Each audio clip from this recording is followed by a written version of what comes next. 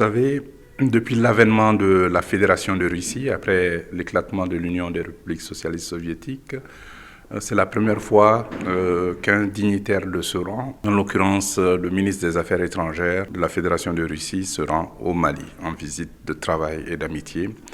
Et pendant 24 heures, et je pense qu'il y a eu beaucoup de concertations avec les autorités de la transition, non seulement sur le plan de la défense et de la sécurité, où les relations sont au beau fixe. Comme vous le savez, l'outil de défense militaire a été quand même fortement rénové grâce au concours de la Fédération de Russie.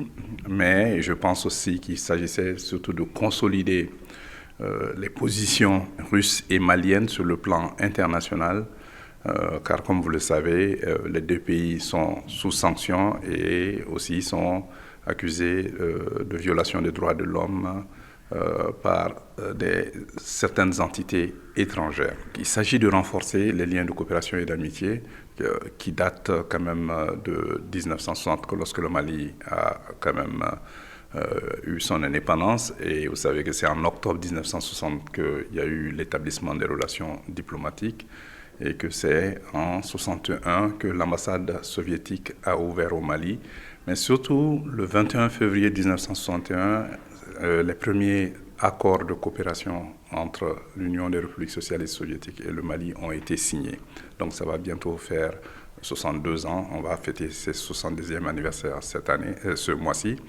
Donc les autres domaines, c'est non seulement l'économie, mais le commerce et la culture, parce que déjà, il s'agit de renforcer la coopération dans le secteur minier, dans l'agriculture, dans les infrastructures, dans les mines aussi. Et aussi, il s'agit aussi de faire en sorte que le commerce soit plus florissant entre les deux pays, parce que vous savez, ça concerne essentiellement les hydrocarbures, les céréales, mais aussi les intrants agricoles. Mais surtout, l'annonce faite par le ministre des Affaires étrangères, M. Lavrov de Russie, c'est qu'eux aussi ils vont augmenter substantiellement le nombre de boursiers maliens, d'étudiants maliens qui vont bénéficier d'une bourse de la Fédération de Russie l'année prochaine. Ces relations elles sont au beau fixe. Elles sont au beau fixe. Et vous n'êtes pas sans savoir que normalement est en train de se préparer aussi le prochain sommet Russie-Afrique qui aura lieu à Saint-Pétersbourg au mois de juillet 2023. Évidemment, une invitation a été lancée au président de la transition qui a accédé, qui a donné son accord pour participer à cette importante conférence. Mais je pense que tout cela va quand même raffermir davantage les relations entre nos deux pays. Le Mali a quand même redéfini un peu sa carte politique, diplomatique, sa vision stratégique des relations internationales, notamment en ce qui concerne sa souveraineté, ce qui concerne ses partenariats stratégiques, le choix de ses partenaires et ses intérêts vitaux.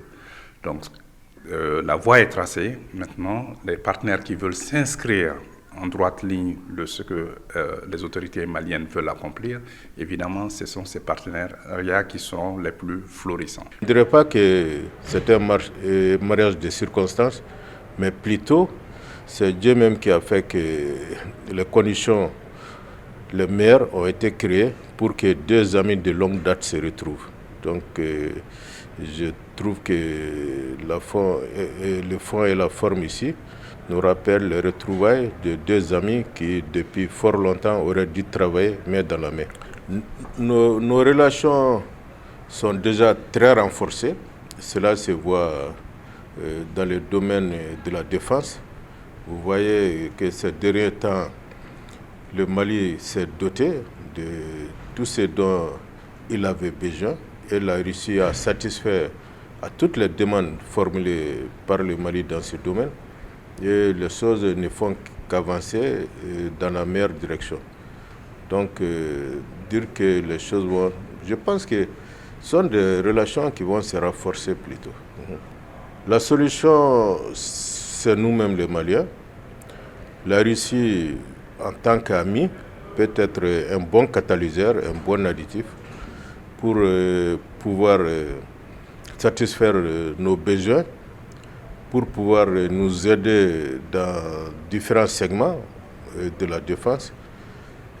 C'est-à-dire que si vous voyez la façon dont l'insécurité s'était répandue au Mali, c'était dû au fait que les partenaires avec qui on évoluait faisaient tout pour ne pas satisfaire à nos demandes légitimes concernant certains moyens, c'est-à-dire que l'acquisition de certains vecteurs aériens et l'acquisition de certaines armes dont nos états-majors avaient fait la demande.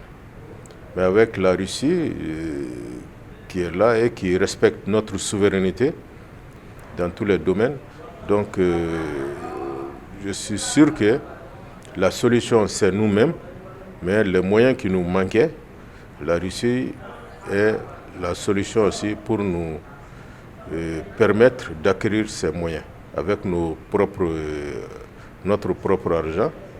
Et ce n'est pas que nous venons tendre la main ou quelque chose, non, c'est un partenariat qui est équitable, c'est un partenariat qui s'est fait dans la confiance, sans duperie, donc c'est à cœur ouvert. Et je suis sûr que les Russes tiendront toutes les promesses, mais c'est à la partie malienne de formuler des promesses qui peuvent être à la hauteur des attentes des Russes.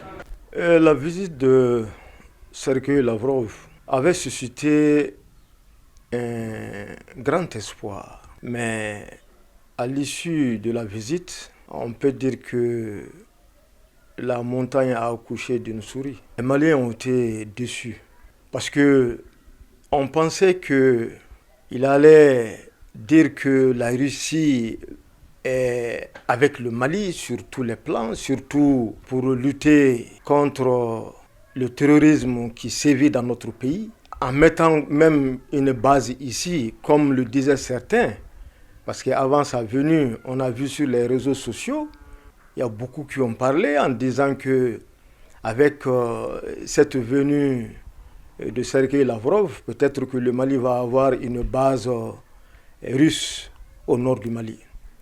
Mais rien n'a été.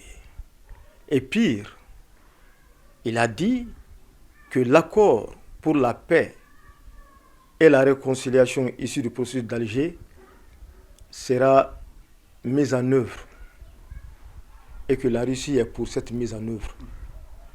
Ça a été une grande déception. Parce que pour une grande majorité de Maliens, cet accord est un accord de partition, un accord de démolition de notre pays. Et si un partenaire à ce niveau vient nous dire qu'il compte sur l'État malien pour mettre en œuvre cet accord, vraiment je pense que ça a été une grande déception. Je suis d'accord que nous devons multiplier le partenariat. Ce n'est pas seulement avec la Russie. Le Mali doit avoir des partenariats gagnant-gagnant avec tous les grands États du monde, même avec la France. Ce n'est pas la peine de montrer qu'on a chassé la France alors qu'on sait que c'est la France qui est derrière l'accord d'Alger, mais on ne peut pas dire de mots durs aux rebelles, ni s'attaquer aux rebelles, ni s'attaquer même à l'accord. Tous les grands forats ont dit qu'il faut la relecture de l'accord d'Alger. Mais notre gouvernement est incapable de demander cela parce que l'article 65 de l'accord dit que c'est le gouvernement malien et les groupes armés qui doivent négocier pour des changements dans l'accord. Ce qui n'est même pas de notre goût. Parce que pour nous, l'accord est un projet de société. Et ce projet de société, s'il doit s'appliquer, s'appliquera sur les Maliens. Donc nous avons notre part à dire dans cet accord. Donc l'article 65 doit sauter pour que tous les Maliens puissent participer au débat public sur l'accord.